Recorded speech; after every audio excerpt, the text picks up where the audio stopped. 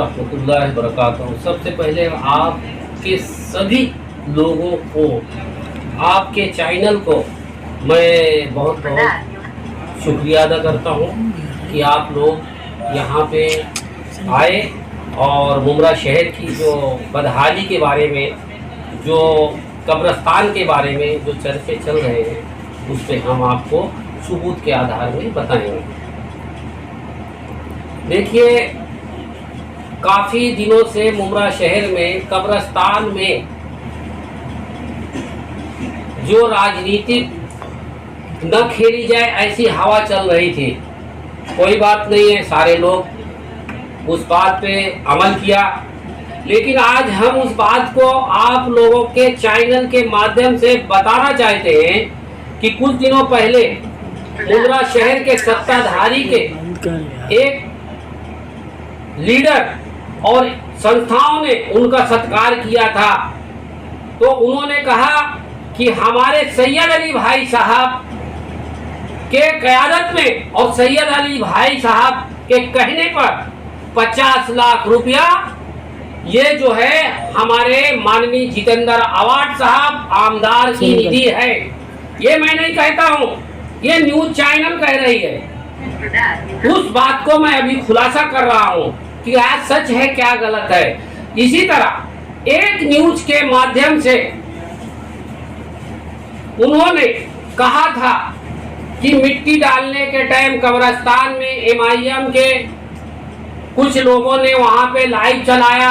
हमने जाके टीएमसी के अधिकारी से पूछा तो ये निधि किसकी है, तो उन्होंने कहा कि ये निधि जो है माननीय जितेंद्र अवार्ड साहब की। मैं नहीं कहता हूँ, न्यूज में स्पष्ट है। आइए अब उस चीज को मैं मुमरा शहर की भोली भारी जनता को बताना चाहता हूँ आपके न्यूज के माध्यम से कि 27 जनवरी 2022 को महाराष्ट्र शासन जिला नियोजन समिति थाने, जो कि आमदार और खासदार का निधि ये लोग देते हैं, टीएमसी नहीं देती इनको। टीएमसी सिर्फ महाराष्ट्र शासन एक्ट 73 के अंतर्गत जो निधि देती है वो कब्रस्तान में पहले दे चुकी है। उसका भी भ्रष्टाचार हुआ मट्टी में, उसका आज तक खुलासा नहीं हुआ। लेकिन जब एक न्यूज वाला चैनल के माध्यम से कहता है कि ये हमने स्पष्ट किया है कि ये पैसा आमदार का है, तो आइए मैं आपको ये पेपर बता रहा हूं। देखिए, इसमें जिला नियोजन समिति ने कहा है कि एक आमदार को 25 लाख के ऊपर निधि नहीं मिलती है एक बार में। उन्होंने ये भी लिखा है कि ये 2022 में जो 50 लाख की निधि आप लोग कहते हैं हमने मंजूर नहीं किया है। तो मेरा टिप्पणी यही है कि ये निधि है किसकी?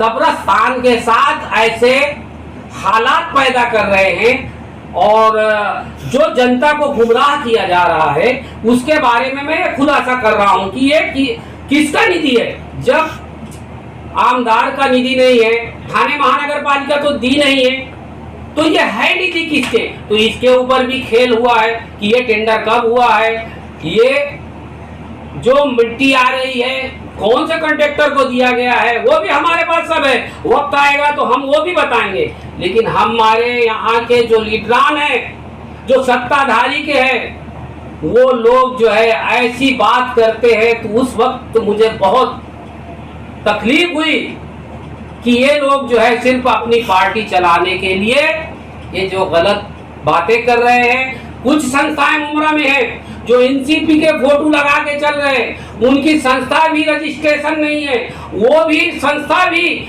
झूठे अफवाहें, झूठे संस्थाओं के आधार पे एनसीपी का कारनामा बताते हैं। इनकी वजह से हमारा शहर दलदल में डूबता जा रहा है।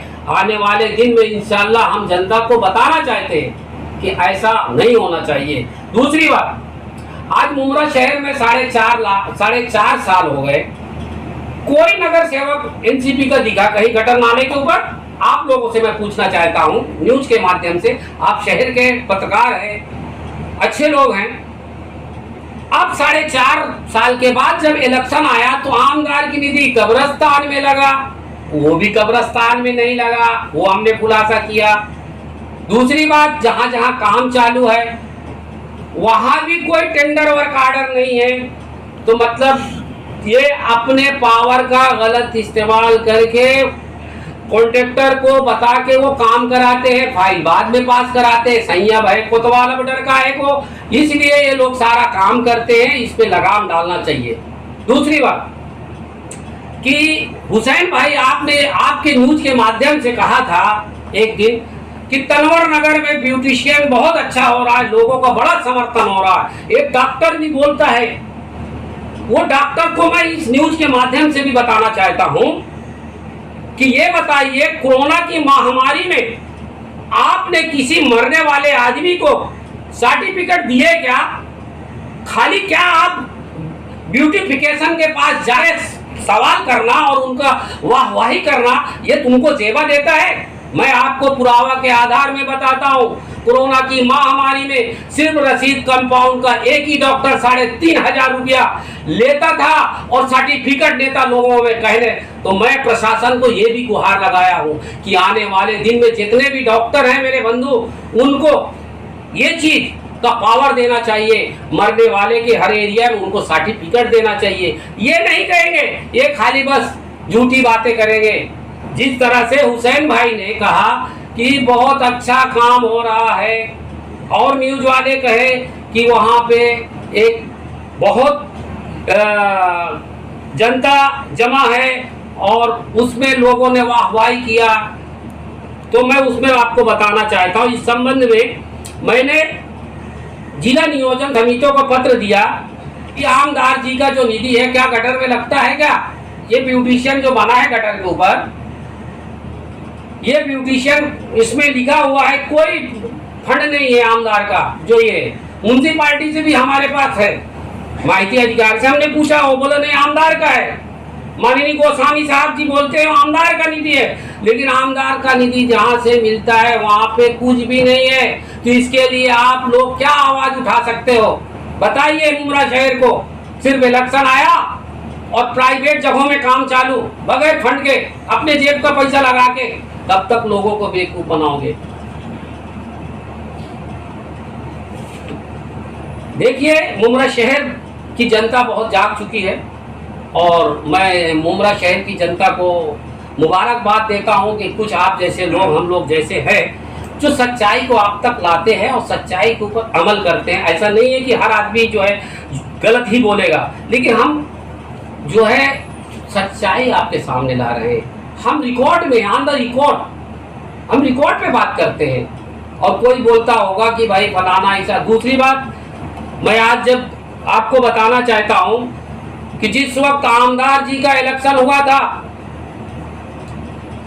उस वक्त मेरे बच्चे को एक्सीडेंट हुआ था।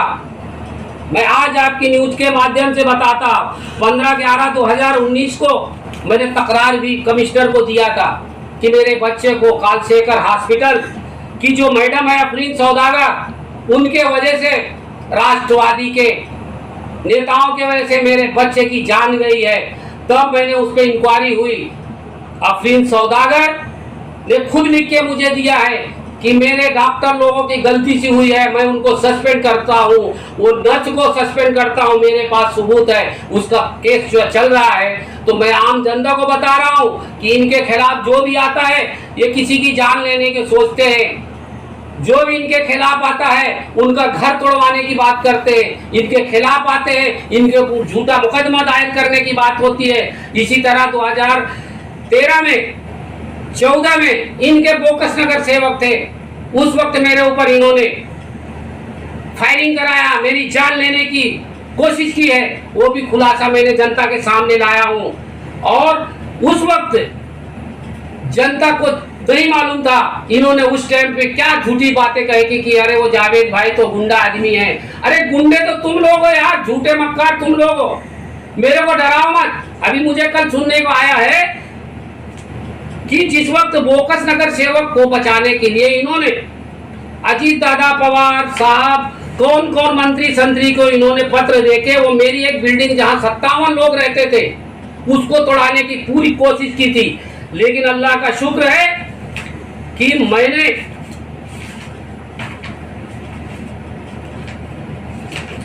मैंने वो कोर्ट के आधार में वो बिल्डिंग में 57 लोगों को घर दिया, आज तक लोगों ने पैसा नहीं दिया। मैंने उनको बहुत संभाल के लिया। वो तोड़ने के लिए मंत्री से लेके बड़े बड़े लोगों तक है लेटर गया कि उसको तोड़ो। मतलब ये लोग तोड़ने का काम करते, जोड़ने का काम नहीं करते। अभी इलेक्शन फिर आ गए, ये फिर कुछ न कुछ बहाना निकाल रहे हैं। तो इंशाल्लाह अगर ये बहाना इस बार निकाले, खुदा की कसम सारा काम चंदा छोड़ के मैं इनके पीछे लग जाऊंगा। लेकिन ये मैं आपको न्यूज के माध्यम से उनको बताना चाहता हूँ, सियासत अपनी जगह में है, इलेक्शन अपनी जगह में है। किसी की रोजी रोटी, किसी के घर के मसले मसाइल नहीं इलेक्शन में निकालना चाहिए। अगर तुम निकालेंगे तो हम भी निकालने को तैयार है, हमारे पास सारे सबूत है। तो आपके न्यूज के माध्यम से बताना चाहता हूँ जनता को, मेरे ऊपर जानलेवा हमला हुआ, मेरे बच्चे की जान इन्होंने लिया है, सौदागर अफरीन। और इंशाअल्लाह वो सौदागर अफरीन हमारे मुमरा कलवा विधानसभा के राष्ट्रवादी पार्टी के हॉस्पिटल में वो आजकल है, कालशेखर हॉस्पिटल छोड़ चुकी है। तो ऐसे ये लोग हथकंडे इस्तेमाल करते हैं। खुदा की कसम अल्लाह ने चाहा तो इनको गारत करेगा। वो माँ से पूछो जिसका जवान लड़का एक्सीडेंट में मरा है, वो माँ आज वो पागलों के जैसे घर में है। शर्म नहीं उनको आई कि इलेक्शन तो अपनी जगह में रहता है, किसी की जान तो बचाना चाहिए। ये हॉस्पिटल लोगों का, डॉक्टर का काम था। डॉक्टर ने खुद कहा कि तुम्हारे बच्चे को डॉक्टर लोगों ने लापरवाही से किया। जिस वक्त मैं वहां पहुंचा तो एक जो वहां पे एम्बुलेंस थी, वो एम्बुलेंस में जिसको पैर में लगे भेज दिए मेरे बच्चे के लिए, वो इनके पास नहीं था, जानबूझ के रोके। जब मैं गया तो जोमे वाली की मंगा के मैं उसको लेके गया। मेरे बच्चे को सर में सिर्फ 200 ग्राम खून बचा था। हॉस्पिटल में ले जाते रास्ते में मेरा बच्चा मर गया। इन्होंने इतनी हालात किया, अभी भी इन्होंने बोलते हैं कि अगर मुझे तनवर नगर को ग्रीन पार्क बनाने में टाइम नहीं लगेगा, इनके आदमी ने चैलेंज करते हैं। और मैं वो चैलेंज को इंशाअल्लाह, मैंने दिल्ली अभी गया, वहां से लेके महाराष्ट्र शासन सब जगह कमिश्नर तक लेटर प्रूफ के साथ दिया हूं। मैं लड़ाई लड़ूंगा, कायदे के ऊपर लड़ूंगा।